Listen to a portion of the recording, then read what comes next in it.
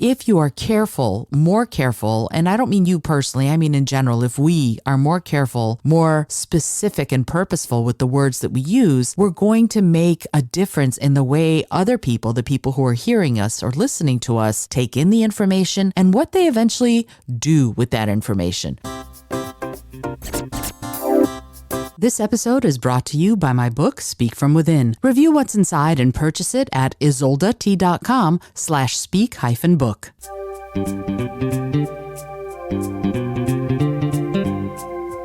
Hello and welcome to the Creative Solutions Podcast. I'm your host, Izolda Trachtenberg. Whether you're writing the first sentence of a story or solving the climate crisis, you need to think in new ways. On the show, I interview peak performers who are coming up with those creative solutions. Through creativity, action, inspiration, and innovation, they're changing the world. I also bring you ideas and techniques that you can use to unlock your potential to do the same. And now, let's get to the show.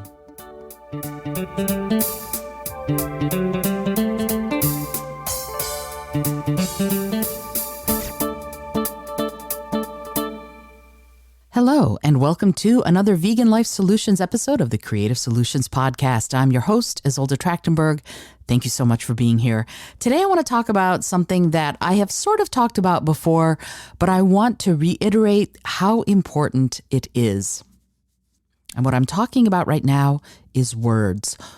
What words we use to describe anything, to talk about anything, indicate to us our level of proximity to that thing, whatever it is. Like if you're thinking about being whether or not you're a pessimist or an optimist, there is that old chestnut, whether or not you look at the glass as half full or half empty.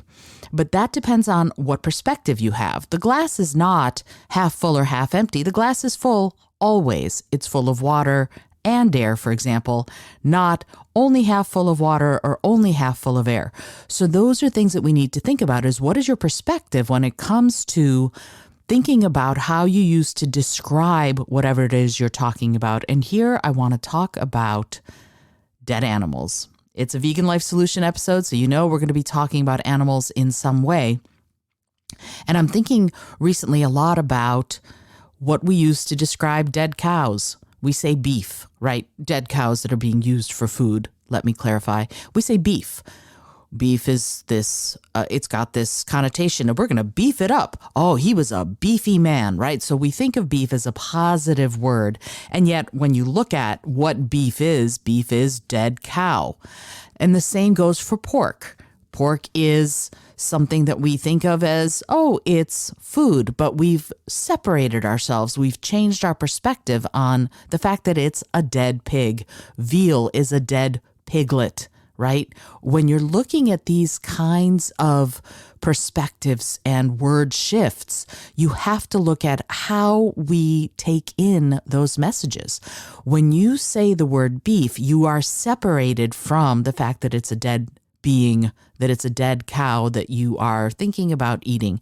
And I know that this is a Vegan Life Solutions episode, so if you're listening to this, you're either vegan or thinking about being vegan, but it's something that we all need to look at. How do we refer to these beings that we are slaughtering? Can't say that are being slaughtered, because frankly, that's another way of removing yourself, of distancing yourself, right? They are being slaughtered. Someone out there somewhere is doing it. Yes, but we're part of the human race, and these are humans that are doing it, who are slaughtering these animals by the billions every year. And so it is interesting to me that chicken stays chicken, turkey stays turkey, but when you think about all of them, it's called fowl, F-O-W-L. And so again, we're not looking at it as much when you're talking about whether or not you're talking about chickens, game hens, they call them that. And game, of course, is animals killed to be eaten, we think. And so we have to always look at what that perspective brings us. What are you actually talking about when you use the word beef or when you use the word pork?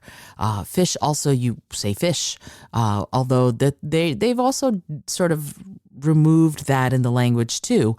It's all about how we look at it. And that always brings me to phrases, right? Idiomatic expressions. So my favorite change is from there's more than one way to skin a cat. Think about that. Skinning a cat. Oh, how awful. I've changed to there's more than one way to bake a pie, which is true. I don't have a dog in this fight. I have changed to I don't have a chili in this cook-off. There's more than one way to win a race. That's great. Perfectly fine. I have no problem with it. But there are so many others that we can look at that are things that we can change. A whole other kettle of fish, for example, I've turned into a whole other kettle of corn because of course you can have kettle corn. I love kettle corn. It's usually sweet and it's delicious.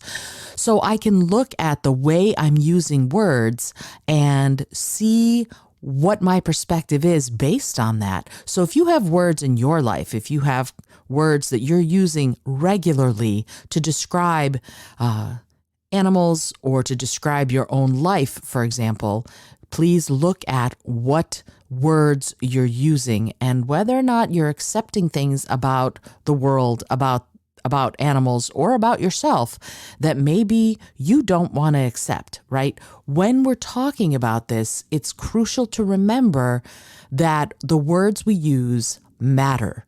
They matter so much because every time you say a word, you change your brain a little bit, right? You have focused the word in a specific perspective. You focus the word from a perspective that is a specific point of view. And that means that as you're doing this, as you're talking about what you're eating, what you're putting in your body, what you're putting on your body, you can change up common words and phrases that you have always used, probably.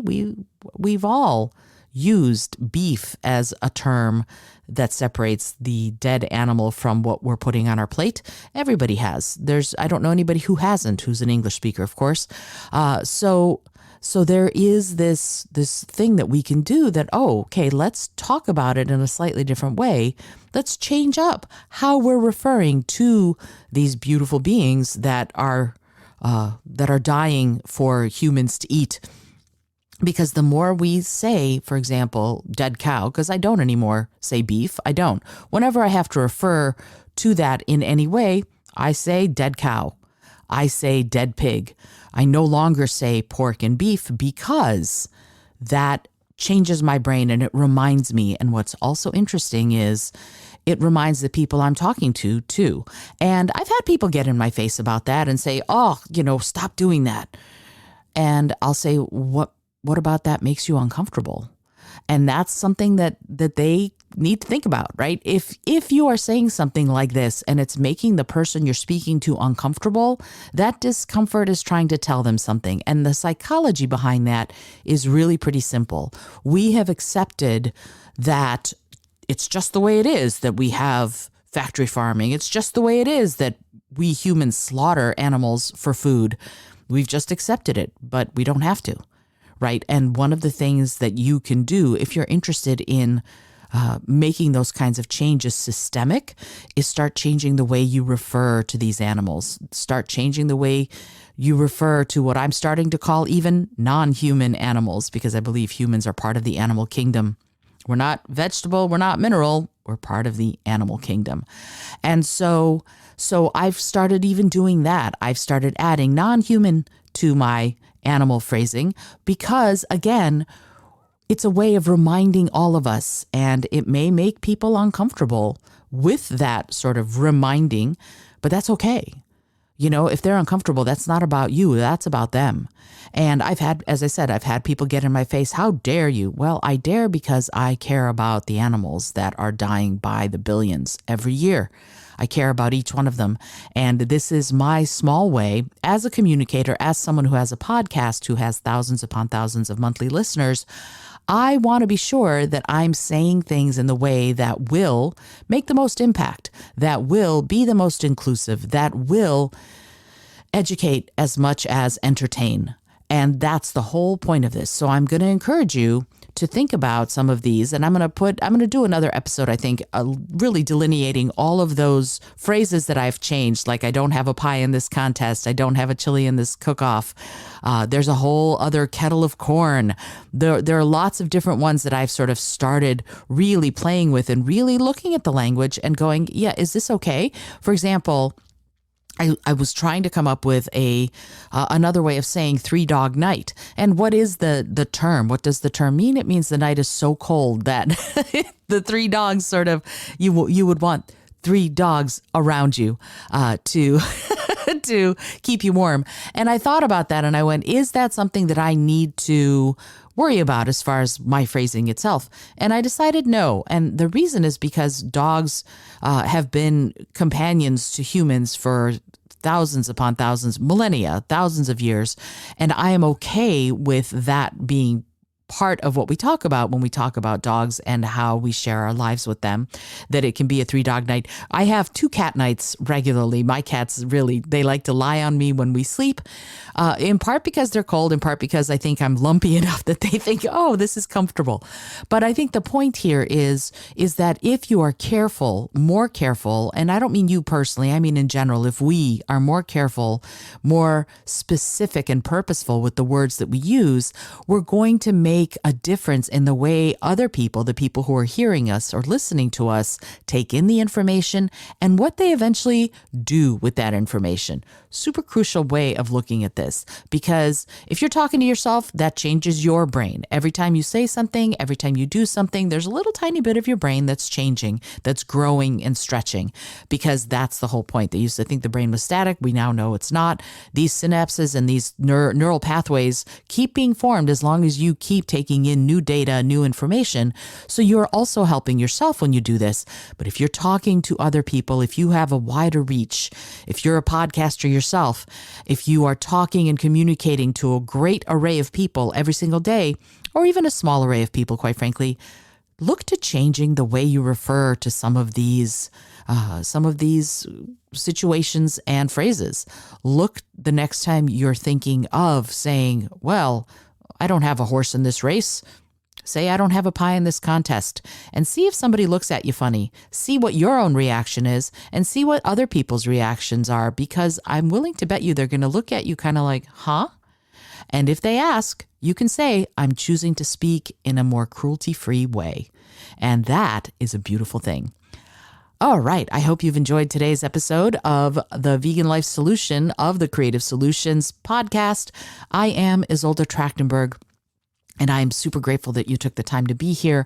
This episode is brought to you by my book, Speak From Within, and it's a book all about engaging, inspiring, and motivating audiences. And this sort of thing is in the book. I went into detail into the book, into these thoughts in the book. And also, if you've interested in overcoming any sort of public speaking fears, that book will really help, because I used to have, not that you'd know it now, I used to have a public speaking phobia. So I encourage you to check out the book. You can find the link in the show notes, or you can find it at http://isoldet.com/speak-book. And also remember, as always, Brain FM is one of the other sponsors of this show. I love Brain FM. I use it every day. And also Podbean. Couldn't think of it for a second. Podbean is one of the sponsors of the show. It's an affiliate for me. It's where I host my podcast, and I love, love, love, love it. All right. I hope you enjoyed the show. I invite you to get in touch with me if you have any sort of a phrase or anything like that that you would like to brainstorm changing from something that is cruelty inspired to something that is not. I would love to brainstorm with you. I'm going to put a partial list, because I'm always adding to the list, in the show notes, just so that you have it. And I hope that you, again, I'm saying this for the, I think, 5th time. I hope you enjoyed the episode. Until next time, I remind you, as always, to be bold, be creative, and most of all, be kind.